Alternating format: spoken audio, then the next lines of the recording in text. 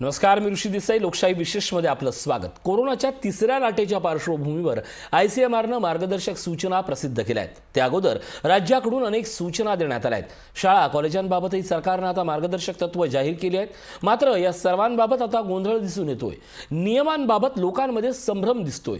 हा संभ्रम कसा दूर करणार किंवा हा संभ्रम होऊ नये यासाठी सरकारनं कोणती काळजी घ्यावी याच विषयावर आपण आज चर्चा करणार आहोत. आपल्यासोबत तज्ज्ञ डॉक्टर आहेत, त्यांच्याकडून आपण या शंकांचं समाधानही करून घेऊयात. पण तत्पूर्वी पाहूयात या विषयाची माहिती देणारा हा स्पेशल रिपोर्ट.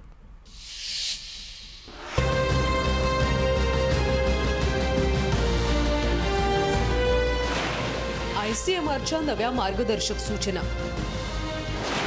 राज्यांतर्गत प्रवासासाठी चाचणी नको. प्रत्यक्षात RT-PCR चाचणीशिवाय कर्नाटकमध्ये प्रवेश बंदी.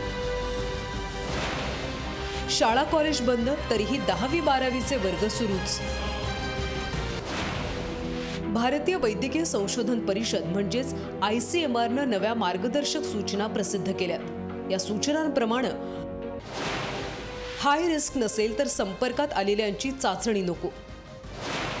कोरोनाची लक्षणं नसलेल्यांना चाचणीची गरज नाही. तसंच राज्यांतर्गत प्रवासासाठी चाचणी नको असं स्पष्ट करण्यात आलंय. त्याचवेळी कफ, ताप, घसा दुखणं, चव जाणं, दम लागत असेल, शिवाय हाय रिस्क कॉन्टॅक्ट असेल आणि 60 वर्षांवरील सहव्याधी असलेली व्यक्ती असेल तरच चाचणी करण्याचं सांगण्यात आलंय. प्रत्यक्षात राज्यात कोरोनाच्या पार्श्वभूमीवर टेस्टिंग वाढवण्यात आले. त्यामुळे सरसकट चाचणी करण्याकडे कल आहे. त्यामुळे राज्यात कोरोनाचा आकडाही वाढतोय. ICMRची दुसरी सूचना म्हणजे राज्यांतर्गत प्रवासासाठी चाचणी नको. प्रत्यक्षात कर्नाटकमध्ये प्रवेश करताना RT-PCR चाचणी बंधनकारक आहे. आणखी एक गोंधळ म्हणजे कोरोनाच्या वाढत्या रुग्णसंख्येच्या पार्श्वभूमीवर राज्यातल्या शाळा आणि कॉलेज बंद ठेवण्यात आल्या. तरीही 10वी आणि 12वीचे ऑफलाईन वर्ग सुरू आहेत. कोरोनाबाबत नियम बनवताना, सूचना करताना गेल्या वर्षी गोंधळ होत होता. त्यावेळी कोरोना सर्वांसाठी नवीन होता, त्यामुळे गोंधळ समजू शकतो. मात्र 1.5 वर्षानंतरही गोंधळ कमी होताना दिसत नाही. राज्याच्या सूचना, केंद्राच्या सूचना यात प्रत्यक्षात नेहमीच तफावत दिसते. त्यामुळे सर्वसामान्यांचा संभ्रम वाढतोय. हा संभ्रम सरकारी यंत्रणा आता दूर करणार का, हाच प्रश्न. ब्युरो रिपोर्ट, लोकशाही न्यूज. नियम की संभ्रम, अर्थात नियमांचं पालन होणं हे जास्त गरजेचं आहे आणि संभ्रम हे आपण शोधलेल्या सोयीस्कर पळवाटांसाठी असतो का, या सगळ्याबद्दल आपण बोलणार आहोत. आपल्यासोबत जोडले जातात बालरोग तज्ज्ञ डॉक्टर सिद्धी शेलार असणार आहेत दूरध्वनीवरून. त्याचप्रमाणे राष्ट्रीय अधिष्ठाता IMAचे डॉक्टर अविनाश भोंडवे सर असणार आहेत आणि संतोष आंधळे ज्येष्ठ आरोग्य पत्रकार आपल्यासोबत असणार आहेत. मी सुरुवातीला आंधळे सरांकडे जातो. आंधळे सर, अगदी महत्त्वाचा प्रश्न आहे की नियम की संभ्रम. मुळात आपल्याला साध्या साध्या गोष्टींचं पालन न करता येणं आणि मग निर्माण होत असलेल्या आपल्या मनातल्या सोयीस्कर पळवाटांचा आपणच केलेला बागुलबुवा, याला आपण एक गोंडस नाव दिलंय, संभ्रम. मुळात सरकार किंवा ICMR कुठे चुकते असं मला वाटत नाही. आपण आपल्या पद्धतीने नियम चुकवत चाललेलो आहेत आणि त्या नियमाचा अर्थ समजून घेताना त्याचा बागुलबुवा हा आपण आपल्या भीतीकडे ओढतोय. असं खरंच होतंय का? काय वाटतं ICMRची नवी नियमावली पाहून आणि लोकांच्या मनातल्या संभ्रमाच्या असलेल्या प्रश्नांना पाहून? नमस्कार.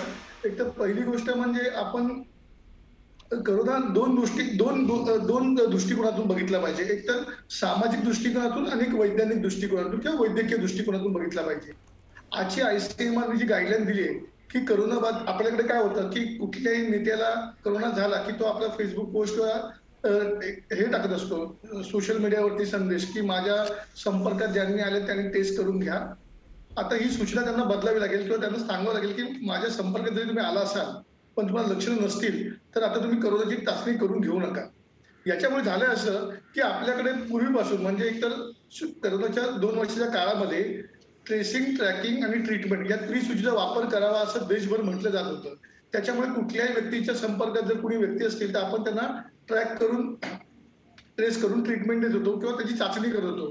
परंतु ह्या मूळ मुद्द्याला आता बगल घातली जाते आहे. याचा अर्थ असा मला दिसतोय की ओमायक्रॉनची जी पॉझिटिव्हिटी रेट आहे, म्हणजे जरी तो घातक नसला तरी तो मोठ्या प्रमाणामध्ये संसर्ग देणारा उपप्रकार असल्यामुळे खूप मोठ्या प्रमाणात लोकांना याची लागण होत चाललेली आहे आणि याचा एक प्रकारे आरोग्य यंत्रणावरती ताण निर्माण झालेला आहे.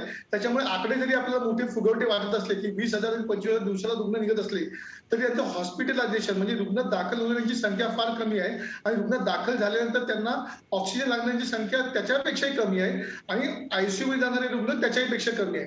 तर या सगळ्या गोष्टींचा विचार केला असावा माझ्या आयसीएमआरने की फक्त लोक घाबरून चाचण्या करण्यापेक्षा जर त्यांना लक्षण नसतील तर त्यांनी चाचण्या करू नये. याच्यात नक्कीच संभ्रम निर्माण होणार आहे कारण पूर्वी जर आम्हाला कॉन्टॅक्ट हाय रिस्क मधल्या कॉन्टॅक्ट मध्ये लोकांना चाचण्या करायला सांगत होता आणि आता अचानक तुम्ही चाचण्या बंद करायला सांगतात याचा अर्थ नेमका काय घ्यायचा. तर याचा अर्थ ते नेमका तोच वाटतोय मला की आरोग्य यंत्रणेचा ताण वाढतोय, नाहक लोक टेस्ट करून घेतात आहेत भीतीपोटी.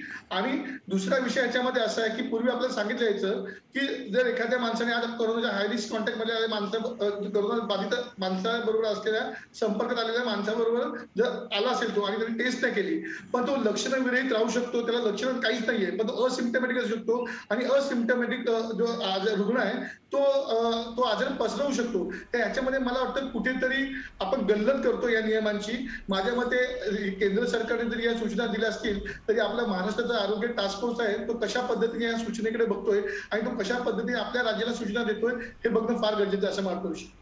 नक्कीच एकूणच ज्या पद्धतीनं सर आपण हे सगळं विस्तृत सांगितलं त्याच पद्धतीनं आता आपण आपल्या पातळीवर फार सजग होण्याची गरज आहे. आपल्यासोबत डॉक्टर सिद्धी शेलार देखील आहेत, बालरोग तज्ज्ञ. मॅडम, आपण पाहिलं की कशा पद्धतीनं नवीन सूचना आलेल्या आहेत, आयसीएमआरच्या ज्या काही नवीन सूचना आहेत त्यातून वेगवेगळा विचार करताना लहान मुलांच्या स्वास्थ्याबाबत या सगळ्या सूचनांचा कशा पद्धतीनं आपण विचार केला पाहिजे आणि त्याचा वापर केला पाहिजे. माझा नमस्कार सर्वांना. आता जसं तुम्ही बघितलं की आयसीएमआर चे गाईडलाईन्स थोडेफार रिलॅक्स झाले आहेत. सो याचा लहान मुलांच्या तब्येतीवर फारसा परिणाम म्हणजे होणार नाही असा माझा अंदाज आहे. कारण लहान मुलांमध्ये सध्या कोविडचे सिम्पटम्स हे नॉर्मल सर्दी खोकल्याच्या पलीकडे अजून तरी गेलेले नाहीयेत. जे तुम्ही नवीन ओमायक्रॉनचे जे व्हेरियंट बघतायत तर त्यात सर्दी खोकला ताप याच्या पलीकडे तरी अजून लहान मुलांमध्ये सिम्पटम्स दिसत नाहीयेत. तर लहान मुलांच्या दृष्टिकोनाने जर तुम्ही बघायला गेलात तर ही मोठ्या माणसांची रिस्पॉन्सिबिलिटी आहे की जरी तुमचे आयसीएमआरने गाईडलाईन्स रिलॅक्स केले असतील तरी त्यांनी रिस्पॉन्सिबल सिटीजन प्रमाणे वागणे गरजेचं आहे. की बाबा तुम्ही जर पॉझिटिव्ह पर्सनच्या कॉन्टॅक्ट मध्ये आला आहात तर तुम्ही 7 डेज स्वतःला क्वारंटाईन करा. तुम्ही टेस्टिंगच्या मागे लागू नका कारण बरेच केसेस आहेत की जे जरी तुमच्यामध्ये सिम्पटम्स नसले तरी तुमची फॉल्स पॉझिटिव्ह टेस्ट येते किंवा जर सिम्पटम्स असले तर नेगेटिव्ह येते. त्यामुळे टेस्ट ह्याला तुम्ही गृहीत धरू नका. जर तुम्ही रिस्पॉन्सिबली वागलात तर लहान मुलांपर्यंत सिरियस आजार असा पसरणार नाही. नक्कीच या दोन गोष्टी समजून घेतल्यानंतर मी पुन्हा एकदा आंधळे सरांकडे जातो. आंधळे सर, ज्या पद्धतीनं आपण पाहिलं की भारतीय वैद्यकीय संशोधन परिषद म्हणजे आयसीएमआरनं या ज्या नव्या गाईडलाईन समोर आणल्या त्यातली सगळ्यात महत्त्वाची गोष्ट आणि आज प्राथमिकरित्या आपण समजून घेण्याची गोष्ट ही आहे की हाय रिस्क नसेल तर संपर्कात आलेल्यांची चाचणी नको, जो मुद्दा तुम्ही अतिशय प्रकर्षानं सांगितला. पण ही वैद्यकीय समज आता अगदी, कारण वैद्यकीय समज आपल्याकडे आली आहे, प्रशासकीय पातळीवर ही वैद्यकीय समज पोहोचवण्याचं एक फार मोठं आव्हान आहे आणि ते कशा पद्धतीनं आपल्याला सगळ्यांना मिळून पुढे नेता येईल. की आरोग्य साक्षरता आपल्याकडे काही प्रमाणात गेल्या 2 वर्षामध्ये आलेली आहे. आपल्याकडे डॉक्टरांना जेवढी माहिती आहे करोनाबद्दलची तेवढीच माहिती आता जनसामान्यांमध्ये पण आहे. त्यांना विविध औषधांची नावं माहिती आहे, कोणता आजार झाल्यावर काय केलं पाहिजे. माझी माहिती आतापर्यंत अशी आहे की अख्ख्या महाराष्ट्रात किंवा आपल्या अख्खी मुंबई जरी म्हटली ती खोकते आहे, सर्दी आहे. जो प्रत्येक माणूस या मुंबईमध्ये राहतोय त्या प्रत्येकाला सर्दी खोकला असे सिम्पटम आहेतच. आणि मुळात काही लोकांना ताप येत होतं. काही लोकांनी असा गैरसमज करून घेतलेला की मला व्हायरल आहे तर 2 दिवस ते आपल्या घरीच एखादी प्रचलित गोळी आहे ती गोळी खातात आहे आणि मस्तपैकी आराम करतात आणि त्यांचा ताप बरा पण होतोय.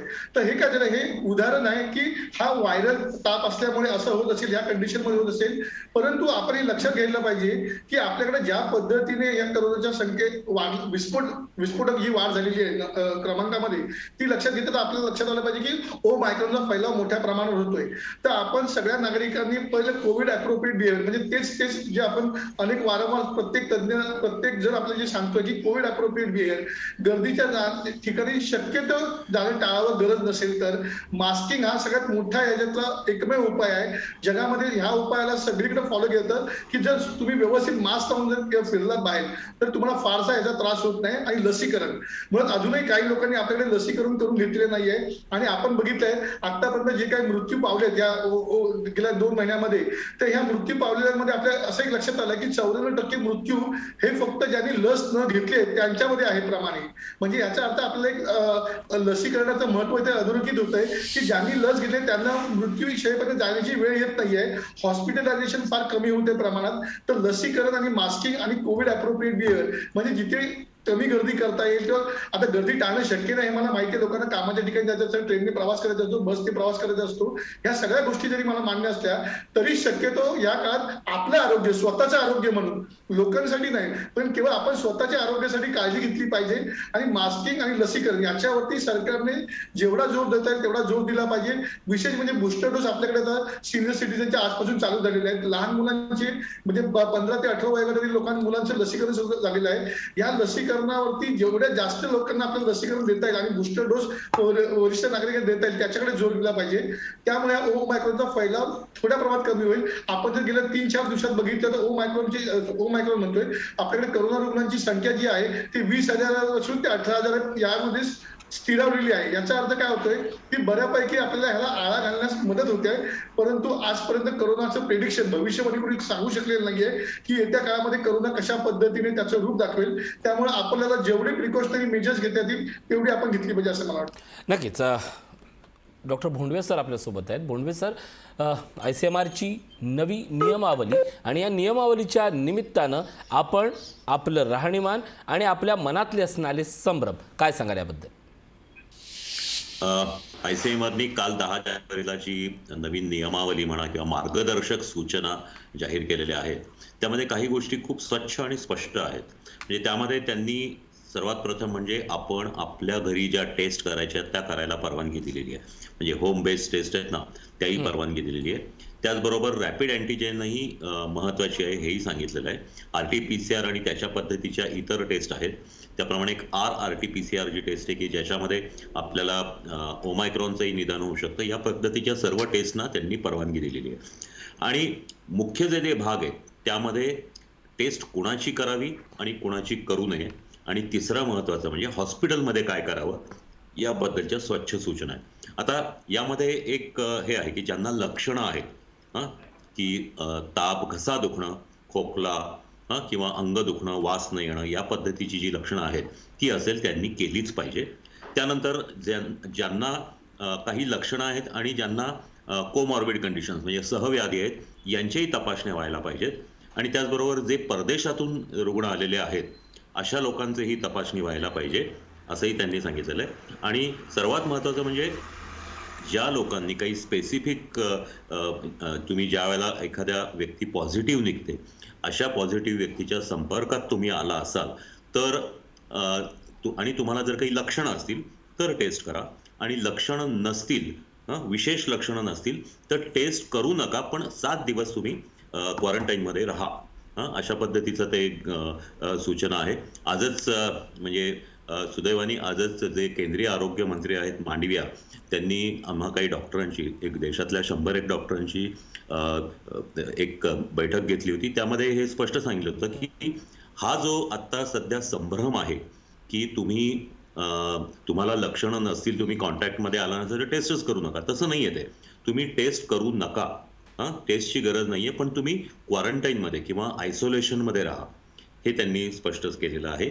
आणि ज्या व्यक्तींना संपर्कात आलेत आणि ज्यांना काही सहव्याधी आहेत अशा लोकांनी निश्चित करून घ्यावी आणि ज्यांना लक्षणं आहेत अशा लोकांनी करून घ्यावी.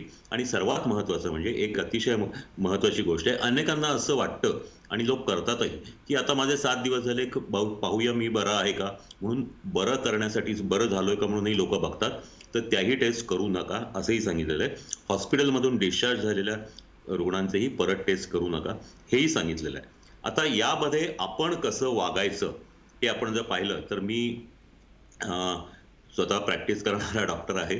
साधारणतः डिसेंबरच्या अखेरीपासून जो थंडीचा कडाका वाढत गेला, त्यानंतर जानेवारीच्या 1 तारखेपासून साधारणतः या पद्धतीचे जे विषाणूजन्य आजार आहेत, म्हणजे विषाणूजन्य श्वसनाचे त्रास आहेत, मग त्याच्यामध्ये सर्दी, खोकला, मग ती ॲलर्जिक असेल, व्हायरल असेल, या पद्धतीचे रुग्ण वाढलेत. जवळजवळ दुपटी-तिपटीने रुग्ण वाढलेले आहेत. आणि या सर्व रुग्णांची जी लक्षणं आहेत ही करोना सदृश आहेत. म्हणजे त्यांना सर्दी असते तसं नाही, पण घसा दुखतो, खोकला येतो, ताप येतो, अंग दुखतं. आणि त्यामुळं या व्यक्तींमध्ये साधारणतः वैद्यकीय दृष्ट्या आपण जर पाहिलं तर आत्ताचा जो ओमायक्रॉन मोठ्या प्रमाणात वाढतोय, याच्यामध्ये सर्दी किंवा खोकला फार होत नाही, पण आधी घसा खवखवतो, डोकं दुखतं. त्याच्यामुळं मी जे पाहिलं त्या या पद्धतीच्या सर्व व्हायरल पेशंट्सचं, म्हणजे जे व्हायरल कंडिशन्स म्हणून घेऊन येतात, अशा पेशंटच्या त्यावेळेला तपासण्या केल्या जातात, टेस्टिंग केलं जातं. त्यावेळेला 10 पैकी 8 रुग्ण हे पॉझिटिव्ह निघतात. आणि त्याचबरोबर ह्या रुग्णांना 7 दिवस आपण ज्या वेळेला होम आयसोलेशनमध्ये ठेवतो त्यावेळेला ते पूर्ण बरे होत आहेत. गेल्या 11 दिवसात साधारणतः एकही रुग्णाला मला कुठं हॉस्पिटलमध्ये ॲडमिट करावं लागलं नाही. आणि पहिल्या 1 तारखेला जे रुग्ण होम आयसोलेशनमध्ये आले होते ते सर्वच्या सर्व 8 तारखेपर्यंत बरे होऊन गेले. आता यामध्ये आपण काय काळजी घ्यायची यामध्ये मी एक नक्कीच सांगेन की आत्ता साथ आहे. तुम्हाला सर्दी खोकला झाला असेल तर जरूर डॉक्टरांना दाखवून घ्या आणि तुम्हाला सांगितलं तर तुम्ही तपासणी करून घ्या. त्याच्यामध्ये घाबरायचं कारण नाही. कारण जरी तुमची टेस्ट पॉझिटिव्ह आली तरी तुम्ही 100% घरच्या घरी राहून बरे होऊ शकता. आज संपूर्ण भारतात किंवा जगभरामध्ये ओमायक्रॉनची बाधा झालेल्या रुग्णांपैकी 96% रुग्ण हे पूर्ण बरे होत आहेत. 4% रुग्णांनाच फक्त हॉस्पिटलमध्ये ॲडमिट करावं लागतं आणि अगदी हाताच्या बोटावर मोजता येतील इतक्या रुग्णांचे फक्त दगावलेले आहेत. आता यामध्ये असं आहे की गंभीर धोका कुणाला आहे? ज्यांना सहव्याधी आहेत आणि सहव्याधी आहेत आणि त्यात त्यांनी ताब्यात ठेवलेल्या नाहीत. म्हणजे डायबिटीस आहे पण नीट औषधं घेतलेली नाही, नियमित तपासणी करून जे काही शुगरच्या लेवल असतात त्या नॉर्मल ठेवलेल्या नाहीत, ब्लड प्रेशर सुद्धा वरच्यावर तपासून ब्लड प्रेशर नॉर्मलवर ठेवलेलं नाही, हृदयविकार असेल तर त्याची औषधं अनियमितपणे घेतली असेल, अशा व्यक्तींना जास्ती धोका असतो. त्याच्यामुळं आपण जी काळजी घ्यायची, त्याच्यामुळे तुम्हाला सर्दी खोकला ताप असो नसो, करोनाची भीती संपर्क असो नसो, तुम्ही तुमचे सहव्याधी आहेत ह्या पूर्णपणे ताब्यात ठेवल्या पाहिजेत. आणि जर का तुम्हाला त्रास झाला तर घरच्या घरी औषधं घेऊ नका, मनानी औषधं घेऊ नका, दुकानात जाऊन औषधं घेऊ नका, डॉक्टरांना दाखवा आणि तपासणी करून घ्या. आणि ओमायक्रॉनचं जर तुम्हाला बाधा असेल किंवा कोरोनाची बाधा असेल असं जर वाटलं तर निश्चित डॉक्टर तुम्हाला टेस्ट करायला सांगतील. ती टेस्ट करून घ्या. पण लक्षात ठेवा, घाबरण्याचं कारण नाही. तुम्ही त्यातून निश्चित बरे होणार आहात आणि त्यासाठी फारसा खर्चही येणार नाही, नक्कीच. औषधांची फारशी गरज लागत नाही. नक्कीच. आजच्या घडीला एक गोष्ट सगळ्यांनी महत्त्वाची आहे की आपल्याला काही नाही झालेलं आहे, हा जसा विश्वास स्वतःजवळ प्रत्येकानं ठेवणं आवश्यक आहे, त्याहीपेक्षा महत्त्वाचं आपण डॉक्टर आहोत. कुठली तरी मेडिकलमधनं जाऊन कुठली तरी गोळी घेणार आणि मग आपण आपल्यावर उपचार करणार, हा संभ्रम मात्र मुळात बाळगू नका. याच विषयावर बोलतोय. एक छोटासा ब्रेक घेतोय, लगेच परत येतोय. पाहत राहा नियम की संभ्रम.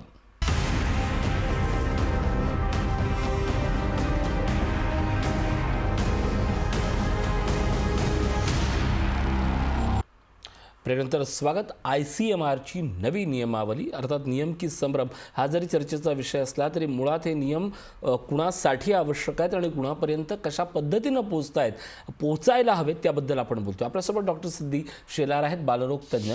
शेलार मॅडम, प्रश्न हा निर्माण होतो की लहान मुलांमध्ये सध्या सुरू असलेले व्हायरल तापाचं प्रमाण, त्यांच्यामध्ये स्वतःच्या प्रवृत्तीकडे किंवा स्वतःच्या प्रकृतीकडे बेफिकीरपणे पाहण्याची सवय आणि त्यांच्या पालकांकडे विरुद्धार्थी अर्थानं त्यांच्या प्रकृतीची असणारी अतिकाळजी, या सगळ्या तिन्ही गोष्टीचा संदर्भ पाहताना लहान मुलांचं स्वास्थ्य, लहान मुलांचं आरोग्य आणि त्यांना ओमिक्रॉन किंवा कोरोनापासून बचावणं एक मोठी सामूहिक जबाबदारी म्हणून आपण काय केलं पाहिजे आणि काय व्हायला पाहिजे?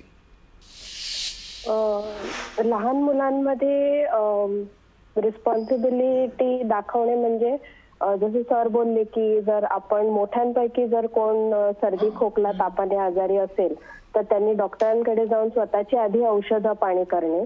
मुलांमध्ये जर सर्दी खोकला ताप असेल तर आताही बरेचसे पालक जातात केमिस्टकडे, जुन्या फाईल जुने प्रिस्क्रिप्शन दाखवतात आणि औषधं घेऊन येतात.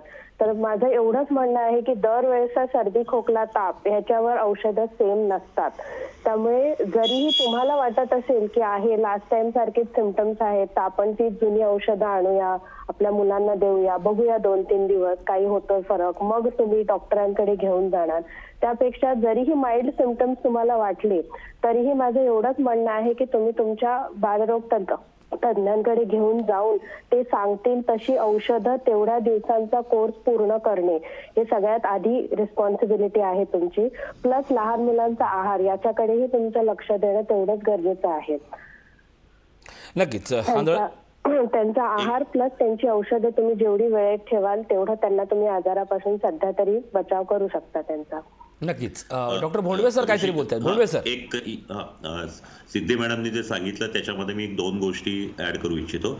एक म्हणजे आपल्या मुलांचं जे इम्युनायझेशन शेड्यूल प्रमाणे जे लसीकरण आहे ते पूर्ण झालं की नाही यावर लक्ष ठेवा. लसीकरण जर झालं नसेल काही गोष्टींचं तर ते जरूर करून घ्या. आणि सर्व मुलांना हे मागही भारतीय बालरोग संघटनेने जाहीर केलं होतं की इन्फ्लुएन्झाची लस तुम्ही लहान मुलांना जरूर द्या. तर ह्या 2 गोष्टी आपण लक्षात ठेवल्या पाहिजेत. नक्कीच. लसीकरणाचा विषय आला म्हणून मी आंधळे सरांकडे जातो. आंधळे सर, एकाच वेळी पहिली लस दुसरी लस याचं प्रमाण सातत्यानं वाढवण्यासाठी प्रयत्न केले जात आहेत. बूस्टर डोस आहे आणि लहान मुलांचं लसीकरण होते. एक पत्रकार म्हणून या सगळ्या लसीकरणाचा आढावा घेताना आणि सार्वजनिक पद्धतीनं याची वैद्यकीय सजगता आपल्या समाजामध्ये शोधताना काय चित्र दिसतंय तुम्हाला? मुळात आपण खरं तर आरोग्य यंत्रणेला आपल्या खरोखर कौतुक केलं पाहिजे की ज्या पद्धतीने महाराष्ट्र राज्यामध्ये आज लसीकरणाचा वेग त्यांनी वाढवला. सुरुवातीच्या काळात फार मोठ्या अडचणी येत होत्या लसीकरणासाठी, लसी उपलब्ध होत नव्हत्या. मात्र जर आजच्या घडीला तुम्ही बघितलं तर वॉक इन तुम्ही स्वतः थेट जाऊन लसीकरण केंद्रामध्ये लस तुम्हाला उपलब्ध होते. हे झालं शहरी भागातलं चित्र. मात्र ग्रामीण भागात आजही जे वयोवृद्ध लोक आहेत त्यांना अजूनही लसीकरण मिळण्यासाठी फार मोठ्या खस्ता खाव्या लागतात आहेत. तर आरोग्य विभागाने ज्या पद्धतीने शहरी भागात जास्त लक्ष दिलेलं आहे त्याच पद्धतीने ग्रामीण भागातही लक्ष दिलं पाहिजे. ऑफकोर्स ते काम करतात आहे त्या भागामध्ये, परंतु आजही त्यांना तिथे जास्त फोकस करण्याची गरज आहे की वयोवृद्ध लोकांना लसीकरण करून घेतलं पाहिजे.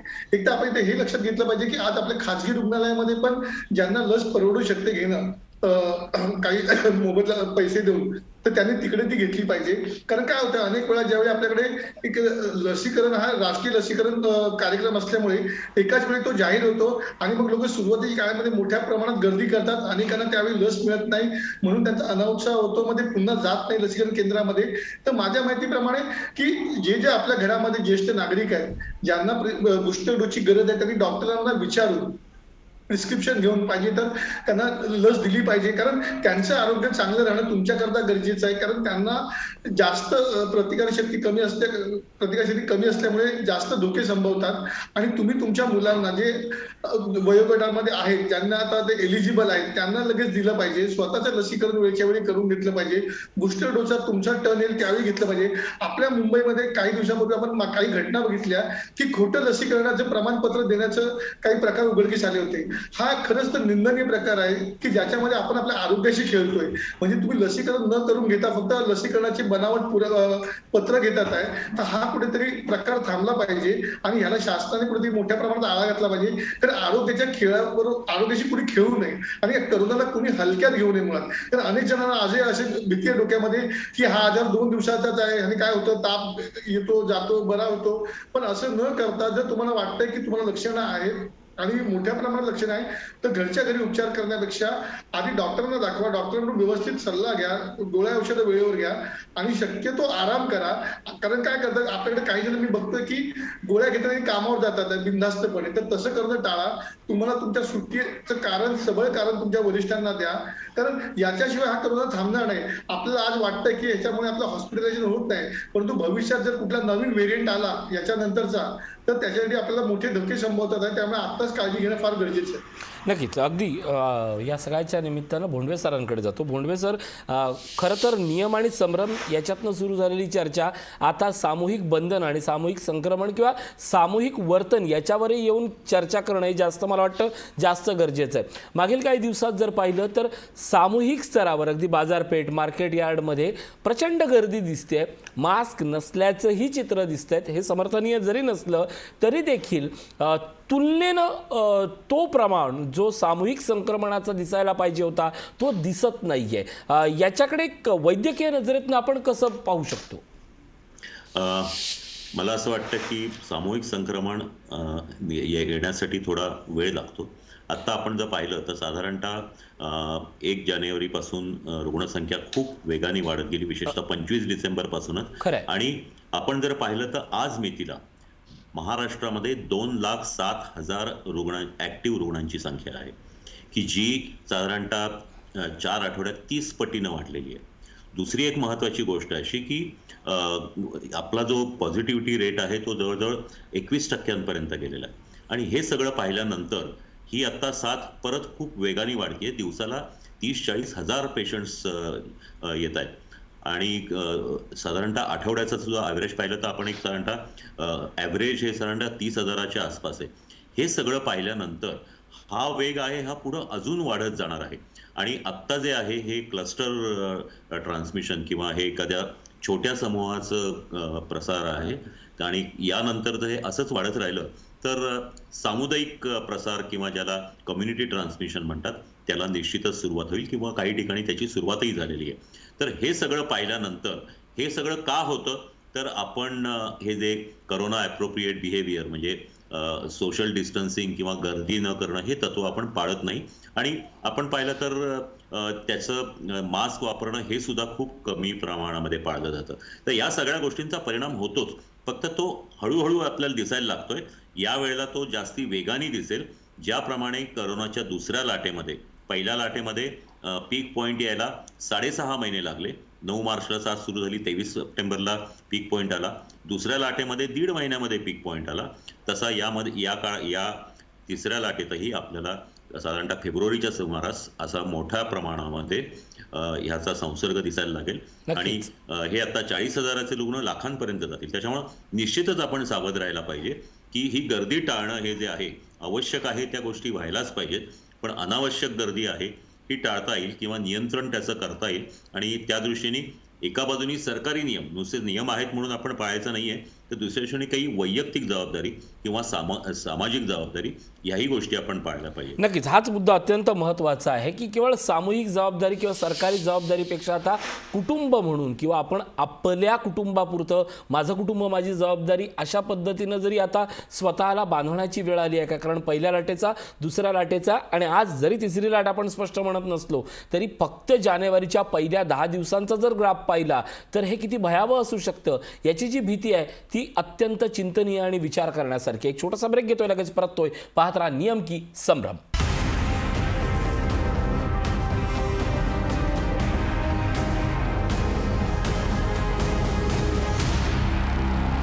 ब्रेकनंतर स्वागत. थेट जाऊया ज्येष्ठ पत्रकार संतोष आंधळे सर आहेत त्यांच्याकडे. आंधळे सर, या सगळ्याच्या निमित्तानं ICMRच्या नियमावलीच्या निमित्तानं आणि वाढत असलेल्या कोरोना रुग्णाच्या संख्येचा विचार करताना एक फार मोठी जबाबदारी सामाजिक प्रशासकीय आणि कौटुंबिकरित्या देखील आता पुन्हा एकदा आपल्यावर येऊन ठेपली आहे. कारण आकडे तुम्हाला आवडत नाही, कारण आता आजकाल गोष्ट अशी झाली आहे की माध्यमांमध्ये येणाऱ्या कोरोनाच्या चर्चा ह्या कोणालाच ऐकायला आवडत नाही. तुम्हाला ऐकायला आवडत नसेल, पाहायला आवडत नसेल म्हणून वास्तव नाकारू शकत नाही, कारण अप्रत्यक्षरित्या या वास्तवाला जबाबदार फक्त आणि फक्त आपण सगळे आहोत हे मान्य केलं पाहिजे. मग या सगळ्या परिस्थितीत आपण आपल्या पद्धतीची जबाबदारीचं पालन आणि आपण आपल्या पद्धतीच्या जबाबदारीच्या सूचना या आपल्या पुरत्या कशा काय त्याची अंमलबजावण्यात आणण्याची गरज आहे. नक्कीच वास्तव आणि भीती या 2 गोष्टींचा अर्थ आपण खरं समजून घेतला पाहिजे. अनेक वेळा काय होतं मीडियावरती उगाच चर्चा होत असते की मीडिया काहीतरी दाखवतंय, पॅनिक क्रिएट करतंय, आकडे दाखवतात आहे, इथलं व्हिज्युअल्स दाखवतात आहे, तिथले चित्र दाखवतात आहे, रुग्णांची माहिती विस्तृतपणे देतात आहे. तर पॅन्डेमिक जेव्हा होतो अशा पद्धतीत त्या काळामध्ये जे घडतंय शासन दरबारी, सामाजिक दरबारी ज्या ज्या ठिकाणी प्रसंग घडतायत ते दाखवणं हे मीडियाचं काम असतं. त्याच्यामुळे लोकांनी एक तर पहिले डोक्याचा तो गैरसमज काढून टाका की मीडिया बातम्या दाखवतो म्हणजे भीती दाखवत आहे. तर ही भीती नसून हे वास्तव आहे, जे वास्तव तुमच्यापर्यंत पोहोचलं पाहिजे, ज्याच्यामुळे तुम्ही अधिक सजग होऊ शकाल आणि तुम्ही अधिक स्वतःची काळजी घेऊ शकाल. आज अनेक ठिकाणी आपण बघतोय की आपण जेवढे शक्य तेवढ्या बातम्या, पॉझिटिव्ह बातम्या आणि निगेटिव्ह बातम्या, ज्यांना वाटत असेल निगेटिव्ह बातम्या पण ते वास्तव असतं ते दाखवण्याचा सगळाच मीडिया प्रयत्न करतो. म्हणजे प्रिंट मीडिया असेल, आपला इलेक्ट्रॉनिक मीडिया असेल, ते दाखवण्याचा प्रयत्न करतात. लोकांच्या मनात फक्त एवढंच असतं की आम्हाला फक्त भीती घालवण्याचं काम चाललेलं आहे किंवा मीडिया ड्रिव्हन करोना आहे की काय, आता आम्हाला काय होतच नव्हतं, कुणी आमच्या एरियामध्ये प्रॉब्लेम नाहीये तरी फक्त टीव्हीवर बातम्या काय येतात आहे. तरी लोकांच्या मनामध्ये हे स्वतःच पडले, त्यांना प्रश्न येतात, त्यांनी स्वतः दूर केले पाहिजे. करोनाबद्दलची प्रत्येक घडामोड जी महत्वाची असते, जी नागरिकांशी संबंधित असते, ती टीव्हीवर येणं गरजेचं असतं आणि ती दाखवली सुद्धा जाते आणि ती काळाची गरज सुद्धा आहे. विषय आता असा आहे की आपण या सामाजिक परिस्थितीमध्ये कशा पद्धतीने वागलं पाहिजे, काय केलं पाहिजे, हे सगळे नियम आपल्याला करोनाचे सगळे आता सुरक्षिततेचे नियमाचं पालन आपण कुठे करावेत, कधी करावेत, कशा पद्धतीने करावेत, ह्या सगळ्या नियम अटी आपल्याला टाकून दिलेल्या आहेत. मला इथे फक्त विशेष असं महत्वाचं सांगायचं आहे की जे राज्यकर्ते आहेत, जे शासन सामाजिक नेते आहेत किंवा राजकीय नेते आहेत, त्यांनी आधी स्वतः जबाबदारीने हे नियम पाळले पाहिजे. कारण काय होत आहे, ते स्वतः राजकीय नेते असतात, ते त्यांचे अनुयायी त्यांना फॉलो करत असतात. त्या ज्या ठिकाणी सभा घेतात, ज्या ठिकाणी ते रॅली करतात, त्या रॅलीच्या पाठी ते धावत सुटत असतात आणि बिनधास्त मुकाटपणे त्यांच्यावरती गुन्हे दाखल, आपल्याकडे एवढीच बातमी होती गुन्हे दाखल झाले आहेत, या नियम तोडण्यात गुन्हे दाखल झाले आहेत, पण त्या पुढे गुन्ह्यांचा फॉलोअप कुणीच दिसत नाहीये. माझ्या मते कुणाला तरी ह्या गुन्ह्यांची अद्दल घडली पाहिजे. हा गुन्हा मोडण्याची काय कारवाई होते हे एकदा निश्चित झालं पाहिजे. शासनाने ज्यांनी गुन्हे असे तोडलेत, मोठमोठ्या सभा रॅली नियमाच्या विरोधात जाऊन केलाय, त्यांच्यावरती गुन्हे दाखल झाले म्हणजे नेमकं काय पुढे केलंय हे कुठेतरी स्पष्ट व्हायला पाहिजे. लोकांसमोर ती उदाहरणं सेट झाली पाहिजे. तर आज अनेक वेळा असं काय होतं की राजकीय नेते यांच्यावरती काहीच कुणाची बंधन नाही, परंतु जर कुणाच्या घरी लग्न असतील तर त्यांनी 50 मध्ये नाही केलं, 70 मध्ये जास्त माणसं आली तर त्याच्यावरती गुन्हे दाखल होतात आहे. तर माझ्या मते शासनाने एक चांगली भूमिका घ्यावी आणि लोकांमध्ये एक एक्झाम्पल सेट करावं की कोणीही नेता असू दे किंवा कोणी असू दे, जो नियम तोडेल करोनाचे त्याच्यावर ही कारवाई होईलच आणि कारवाई दुष्ट स्वरूपात दिसली पाहिजे लोकांना की हे गुन्हे दाखल झाले, त्याच्याबद्दल त्याला हा दंड केलेला आहे, ह्या गोष्टी दिसल्या पाहिजे. तर लोकांच्या मनामध्ये एक विश्वास निर्माण होईल की शासन सगळ्यांबद्दल समान न्याय करतंय. नक्कीच हा मुद्दा अत्यंत महत्त्वाचा आहे. राजकीय पातळीवरची जी हलगर्जीपणा दिसतोय आणि तो सर्वपक्षीय हलगर्जीपणा हा सामान्यांच्या संभ्रमाला जास्त बळकटी देतोय, हे त्यातलं वास्तव नाकारून चालणार नाहीये. आंधळे सर, अगदी एक शेवटचा महत्त्वाचा प्रश्न, कारण तुम्ही दुसऱ्या कामासाठी जाताय म्हणून, या सगळ्याच्या निमित्तानं ज्या पद्धतीनं राजकीय भूमिका, राजकीय निर्देशकांच्या त्यांच्या आचरणात येणाऱ्या गोष्टी जशा चुकतायत, हे जसं प्रकर्षानं तुम्ही सांगताय, तशाच महत्त्वाच्या गोष्टी, कारण पहिली लाट आपण जर पाहिली, दुसरी लाट पाहिली आणि आता तिसऱ्या परिस्थितीत फक्त जानेवारीच्या 10 दिवसांचा अभ्यास केला तर तुमच्या दृष्टीनं फेब्रुवारीपर्यंतची स्थिती तुम्हाला कशी दिसते आणि या सगळ्यात नियमांचं हे जे शिथिलीकरण झालेलं आहे ते शिथिलीकरण योग्य आहे का, की आणखीन अशा पद्धतीनं कडक अंमलबजावणी होण्याची गरज आहे? ऋषीच्या 2-3 गोष्टी आहेत. एक तर करोनाबाबत ज्यांनी आतापर्यंत भाकीतं वर्तवली त्यांची सगळी भाकीतं खोटी ठरलेली आहेत. म्हणजे जर तुम्ही सुरुवातीच्या काळात बघाल तर मोठमोठ्या जे आपले तज्ज्ञ लोक आहेत त्यांनी सगळ्यांनी भाकीतं वर्तवली होती. बऱ्यापैकी लोकांची करोनाने भाकीतं वर्तवली होती. पावसामध्ये करोना होत असते तर करोना मोठ्या प्रमाणात वाढला, थंडीमध्ये होत आहे तर मोठ्या प्रमाणात वाढला. त्यांनी सांगितली होती तर कोट्यावधी लोकांना होईल, पण तो झालाच नाही. तर माझ्यामध्ये भाकीतं वर्तवणार नाही, पण ज्या पद्धतीने ओमायक्रॉनच्या जगभरामध्ये परिस्थिती आणि ज्या पद्धतीचे अभ्यास आणि रिसर्च संशोधन पेपर आपल्या समोर आहेत ते वाचल्यानंतर लक्षात येतं की नक्कीच ही रुग्णसंख्या येत्या काळामध्ये नक्कीच वाढणार आहे. ती लाखाच्या सोबत वाढेल की हजारोच्या सोबत राहील हे सांगणं आता निश्चित नाहीये. कारण आपल्याकडे मोठ्या प्रमाणात लसीकरण झालेलं आहे आणि मोठ्या प्रमाणात आपल्याकडे लोकांना उपचार पद्धती अवेलेबल आहे. मुळात आता विषय याच्यामध्ये आहे की लोकांनी कशा पद्धतीने निर्णय घेतला पाहिजे, कशा पद्धतीने वागलं पाहिजे. आणि निर्बंध जर तुम्ही म्हणत असाल तर माझ्या माहितीप्रमाणे आपल्याकडे निर्बंध घालण्याचे नियम अगदी व्यवस्थित केलेले आहेत. आपल्याकडे मागे जे आपले महापालिका आयुक्त मुंबईचे त्यांनी सांगितलंय की रुग्णसंख्येचा आकडा जरी तुम्ही बघत असला तर त्यांचं हॉस्पिटलायझेशन फार कमी प्रमाणात होत आहे.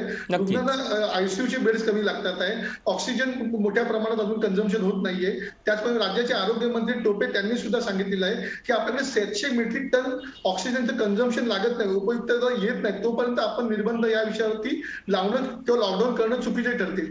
माझ्या मते लॉकडाऊन हा शेवटचा पर्याय असणार आहे, परंतु निर्बंध अतिशय कडक करावे लागतील येत्या काळामध्ये.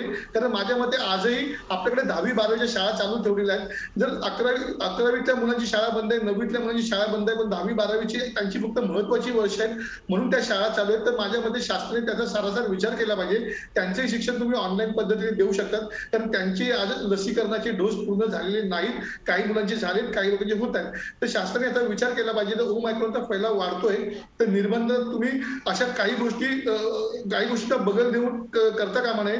आपल्याकडे थिएटर्स मध्ये पण सुद्धा आज आपण 50% क्षमतेने चालू आहे थिएटर्स, पण भविष्यात जर ओमायक्रॉनची संख्या वाढली तर माझ्या मते आणखी कडक निर्बंध लावावे लागतील. आणि शासनाचं त्याच्यामध्ये कुठलीही चूक नाही, कारण शासन कायम आरोग्याला प्राधान्य देतं. अनेक लोकांच्या मनात संभ्रम असतो की आमच्या ह्या गोष्टी बंद करू का, त्या गोष्टी बंद करू नका, परंतु लक्षात घेतलं पाहिजे आपण सगळ्यांनी, शासनाला सुद्धा लॉकडाऊन परवडणारा नसतो, शासनाला सुद्धा निर्बंध असू नये अशीच अपेक्षा असते. परंतु ज्यावेळी एखादी गोष्ट आपल्या हातात नसते, आरोग्यासारख्या व्यवस्थेमध्ये ज्यावेळी आपल्याला कुठली गोष्ट कंट्रोलमध्ये आणायची असते, आळा घालायचा असतो ज्या गोष्टींना, निर्बंध लावले तर त्या गोष्टी थांबू शकतात. अशा पद्धतीचा तो एक त्यांचा प्रयत्न असतो. त्याच्यामुळे आपल्याकडे काय झालं, कुठलीही बंधनं आणली की आपण शासनाच्या नावाने शिव्या करतो, शिमगा करतो, चुकीच्या पद्धतीने बोलतो. परंतु शासन निर्णय घेताना तज्ञ डॉक्टरांशी, टास्क फोर्सशी, व्यवस्थापन आपत्तीशी चर्चा करूनच निर्णय घेतं. शासन स्वतः निर्णय घेत नाही. त्यांना सबळ पुरावे जेव्हा हाती येतात की आता आपल्याला परिस्थिती हाताबाहेर चालली आहे, त्याच वेळी ते कठोर निर्बंधांचं आपल्याला नियम सांगत असतात किंवा आपल्याला लावून दिलेले असतात. त्यामुळे आपण त्याचं पालन केलं पाहिजे असं मला वाटतं. नक्कीच धन्यवाद सर. या माहितीबद्दल आपण जाणून घेण्याची आणि समजून घेण्याची गरज आहे की आज नेमके नियम काय आहेत आणि आज नेमकं या सगळ्या पार्श्वभूमीवर आपण काय करायला हवं. मी भोंडवे सरांकडे जातो. भोंडवे सर, मुद्दा हा आहे की अगदी लहान मुलांचा विषय आला किंवा शाळांचा विषय आला किंवा एकूणच नियम आणि नियमावलींचा विषय येतो, त्यावेळेला ती जर आपल्याला गोष्ट जाचक वाटत असली तर आपण सरसकट आर्थिक निकषातनं त्या गोष्टींचा विरोध करतो. प्राप्त परिस्थितीत आज असलेल्या नियमांबद्दल आपण एक सामाजिक स्तरावरची जी एक जागृती व्हायला पाहिजे की आज आपल्याला शरीर, आज आपल्याला स्वास्थ्य हे जास्त महत्त्वाचं आहे. त्याबाबत सरकार कमी पडत आहे की अजूनही लोकांमध्ये स्वतःच्या सोयीपुरता संभ्रम हा त्यांना या उपचारापासून दूर नेतोय? ऋषीजी, हे खूप महत्त्वाची गोष्ट आहे.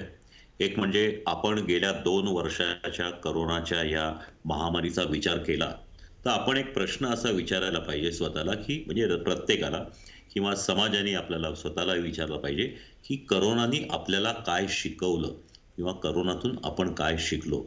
याचं उत्तर असं आहे की करोनामधून आपण शास्त्रीय गोष्टींवर विश्वास ठेवा आणि इथून पुढं न्यू नॉर्मल म्हणजे या करोनामधून जे धडे मिळालेत त्या पद्धतीने आपलं जीवनक्रम आपण आखायला पाहिजे.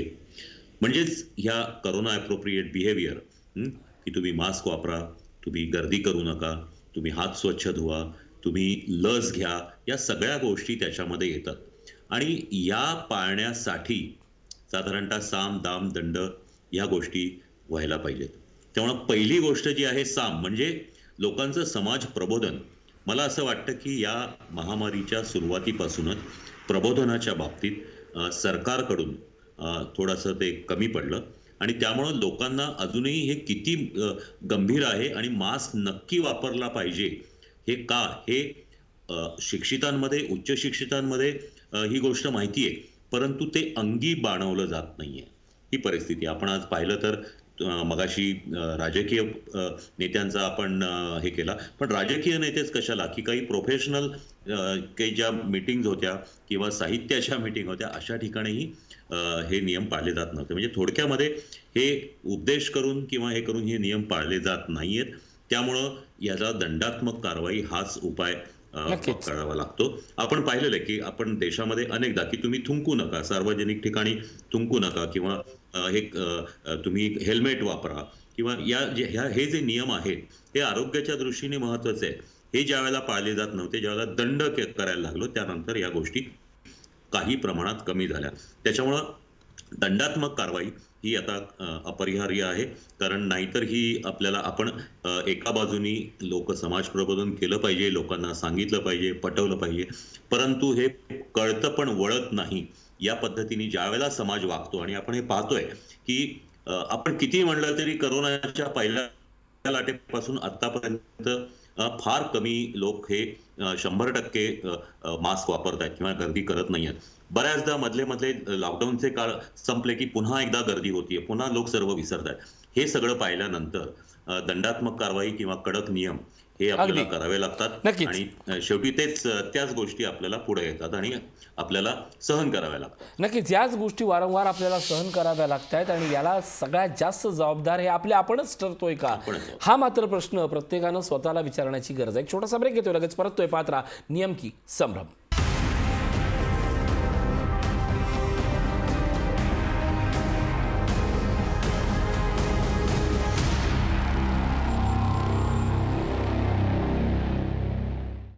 ब्रेकनंतर स्वागत. नियम की संभ्रम. मी डॉक्टर सिद्धी शिलार यांच्याकडे जातो. शिलार मॅडम, प्रश्न हा उपस्थित होतोय की लहान मुलांच्या बाबत, स्वास्थ्याबाबत आता प्रत्येकानं काळजी घेणं ही जास्त गरजेचं आहे, पण त्याच वेळेला एक मागच्या 2 दिवसापासून परत एकदा एक नव्यानं प्रश्न उपस्थित केला जातोय. एक शिक्षण तज्ज्ञ नाही पण बालवैद्यक तज्ज्ञ म्हणून मला प्रश्न आवर्जून विचारावासा वाटतोय. लहान मुलांच्या शाळा बंद झाल्यात. एक फार मोठ्या शिक्षण विचारवंतांचा प्रश्न आहे की मुलांच्या शाळा बंद झाल्यानं त्यांच्या शिक्षणावर फार मोठा परिणाम होईल, त्यांच्या स्वास्थ्यावर फार मोठा परिणाम होईल. हे सगळं जरी मान्य केलं तरी आज घडीची प्राथमिकता ही मुलांची केवळ आरोग्य आहे, हे आपण समजून देण्याची आज गरज निर्माण झाली आहे का मॅडम? मुलांच्या आरोग्याकडे लक्ष देणं हे तेवढंच गरजेचं आहे, पण आपण हेही विसरून चालणार नाही की दरवेळेस जसा नवीन व्हेरियंट येतो, जसं तुम्ही लॉकडाऊन हळूहळू शिथिल केलंय, तसं जर तुम्ही दर व्हेरियंट प्रमाणे असंच लॉकडाऊन करत गेलात, शाळा मेन बंद ठेवल्यात, तर मुलांच्या शिक्षणावरही परिणाम पडणार आहे, हे तर नक्कीच आहे. नक्कीच या सगळ्याबाबत विचार करताना आणि मुलांचा विचार करताना पालकांकडनं आणि अर्थातच सामाजिक बदलांकडनं किंवा संपूर्ण समाजाकडनं आपण लहान मुलांना केंद्रस्थानी ठेवून काय निर्णय होण्याची गरज आहे असं तुम्हाला वाटतं? त्यांच्या शाळा या फेज वाईज, जसं आपण आधी तयारीत होतो फेज वाईज शाळा सुरू करणे, ते सगळ्यात आधी आपण परत ऑन द ट्रॅक, जर त्या ट्रॅकवर आपण जर सुरुवात केली तर सगळ्यात आधी बरं होईल मुलांसाठी. कारण शाळा बंद असल्यामुळे प्रत्येक मूल हे खूप शिथिल झाले आपल्या अभ्यासामध्ये, की आपला हा चाललाय ऑनलाईन एक्झाम आहेत, मुलं लेक्चर अटेंड करतायत. लहान मुलांना आपण ओरडून तरी अटेंड करायला लावतो ऑनलाईन लेक्चर, पण बरीच मोठी मुलं बघितली आहेत की किती मुलं अटेंड करतात हे त्यांना माहित. एक्झाम्स ऑनलाईन किती मुलं ऑनेस्टली देतात हेही आपल्याला माहितीच आहे. त्यामुळे ह्याचा डिसएडव्हान्टेज हा आता नाही, पण जशी मुलं मोठी होतील, जसं आता तुम्ही 10वी 12वीत मुलं जातील तेव्हा आपल्याला त्यांचा जो दुष्परिणाम झाला आहे तो तेव्हा आपल्याला दिसून येईल. त्यामुळे फेज वाईज स्कूल चालू करणे हे सध्या गरजेचं आहे. अग्रीड की त्यांच्या स्वास्थ्याकडे पण लक्ष देणं आपण गरजेचं आहे. त्यासाठी मुलांना वॅक्सिन 15 ते 18 वर्ष जसं चालू झालं आहे तर ते वॅक्सिन तुम्ही देणं गरजेचं आहे. आणि 15 वर्षाच्या खाली सध्या फ्लू वॅक्सिन देऊन ऍटलीस्ट तेवढा फार कव्हरेज तुम्ही त्यांच्या वॅक्सिनचा केला तेही भरपूर आहे. नक्कीच. अगदी शेवटच्या 1 मिनिटासाठी मी डॉक्टर भोंडवे यांच्याकडे जातो. भोंडवे, केंद्राच्या सूचना, राज्याच्या सूचना, विशेषतः मुंबई महापालिकेच्या सूचना आणि ICMRच्या सूचना, वेगवेगळ्या सूचना येत असतात, पण या सूचनांमधनं समन्वय दिसण्याऐवजी संभ्रम दिसतो, हेही नाकारून चालणार नाही. पण या सगळ्यातनं एक माणूस म्हणून आणि भविष्यात या माणसाचा रुग्ण होऊ नये म्हणून आपण कोणत्या सूचना स्वीकाराव्यात? आपण ज्या राज्यात राहतो, ज्या गावात किंवा शहरात राहतो, तिथल्या सूचना आपल्याला मान्य कराव्याच लागतात, त्याला पर्याय नसतो. आता याच्यामध्ये सर्वात मगाशी आपण जो उल्लेख केला त्याप्रमाणे कर्नाटकचा जो प्रश्न आहे की तिथं कर्नाटकमध्ये प्रवेश करताना अजूनही RT-PCR मागतात. यामागचं कारण असं की कर्नाटकच्या एका बाजूला महाराष्ट्र आणि दुसऱ्या बाजूला केरळ असे 2 मोठी राज्य आहेत की जिथं मोठ्या प्रमाणात रुग्ण प्रसार आहे. त्यामुळे त्यांनी हे केलेलं आहे. त्यामुळे आपल्या राज्यात जे आहे ते आपल्या राज्यकर्त्यांनी किंवा त्या शासनाने आपल्या चांगल्यासाठीच बनवलेले आहेत यावर विश्वास ठेवून त्या पद्धतीने प्रत्येकाने ते गोष्टी पाळल्या पाहिजेत. नक्कीच एकूणच नियम आपल्यासाठीच असतात आणि नियम जर पाळायचेच ठरवले आणि या नियमातनं आपण स्वतःच्या फायद्याचा जर विचार करत असू तर नक्कीच संभ्रम निर्माण होणार नाही. याची काळजी आणि याची शाश्वती आपण प्रत्येकाला दिली तरच आजच्या घडीची सगळ्यात मोठी गरज आहे. या कार्यक्रमाच्या निमित्तानं संतोष आंधळे, डॉक्टर सिद्धी शिलार आणि डॉक्टर अविनाश बोंडवे हे सहभागी झाले आणि एकूणच नियमांबाबत त्यांनी आपल्याला फार मोठं प्रबोधन केलं. आजच्या विशेष कार्यक्रमात इथंच थांबतोय. ताज्या बातम्यांसाठी पाहत राहा लोकशाही न्यूज.